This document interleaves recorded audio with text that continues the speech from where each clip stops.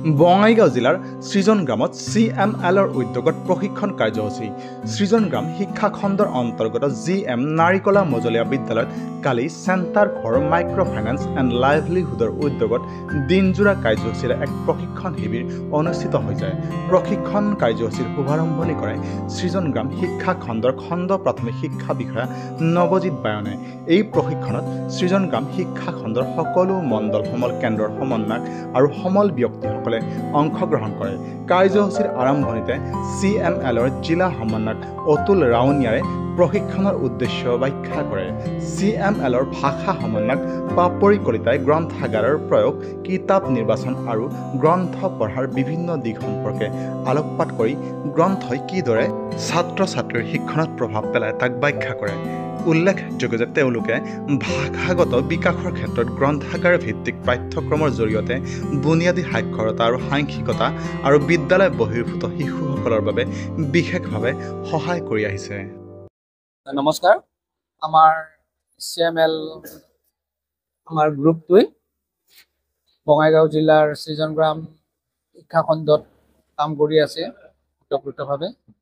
তেওঁলোকে কাম কৰা স্কুলবিলাকক এক্সটেনচিভ আৰু ইণ্টেনচিভ দুটা ভাগত ভাগ কৰি লৈছে। ওতঃপ্ৰোতভাৱে কেইবাখনো স্কুলত তেওঁলোকে আমাৰ শিক্ষাদান কৰি আছে আৰু কিছুমান বিশেষকৈ আমাৰ বিদ্যালয়সমূহত তেওঁলোকে পুথিভঁৰালৰ যি প্ৰয়োগ এটা কৰি আছে, সেই পুথিভঁৰালৰ কিতাপ পত্ৰৰ পৰা দিয়া প্ৰেক্টিকেলি এজন ছাত্ৰ বা ছাত্ৰীক আমাৰ লাইব্ৰেৰী বুকছ কেনেকৈ পঢ়িবলৈ আগ্ৰহী কৰি তুলিব লাগে, সেইবিলাক বৰ সুন্দৰকৈ আমাৰ বিদ্যালয়ত বিভিন্ন ধৰণৰ প্ৰশিক্ষণ আদি প্ৰদান কৰি আছে আৰু তাৰ ফলত আমাৰ ছাত্ৰ ছাত্ৰীসকলে লাভান্বিত হৈছে।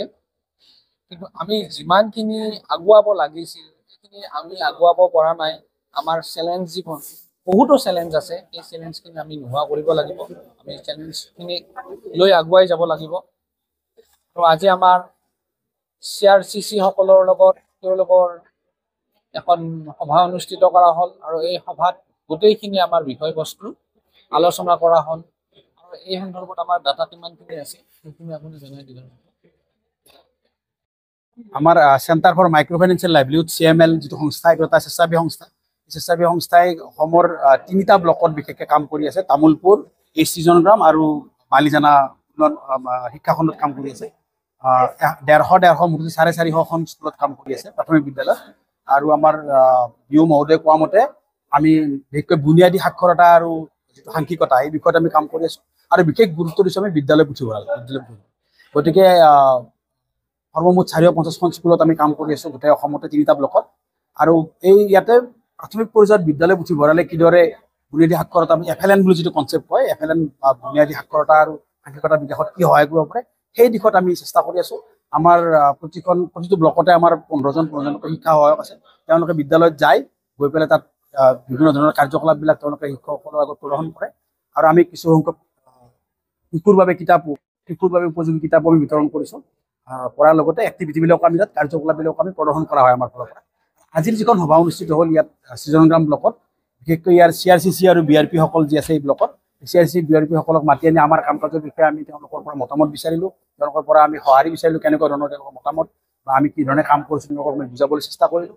আৰু এই যিটো আমাৰ আজি এটা বিনিময়ত ভাৱ বিনিময় হ'ল, এই ভাৱ বিনিময় আমাক ভালেখিনি কথা জানাত সুবিধা কৰিলে, আমাৰ ভুলভ্ৰান্তিবিলাকো দেখুৱাই দিলে। গতিকে আমি ভালকৈ আগবাঢ়ি যাম বুলি আশা কৰিছোঁ। আৰু এই সভাত উপস্থিত থকা সকলোকে মই ধন্যবাদ জনাব বিচাৰিছোঁ। বিশেষকৈ মই বিহু মহোদয়ক ইয়াত উপস্থিত থাকি গাইডেন্স দিয়াৰ কাৰণে ধন্যবাদ জনাইছোঁ। Thank U.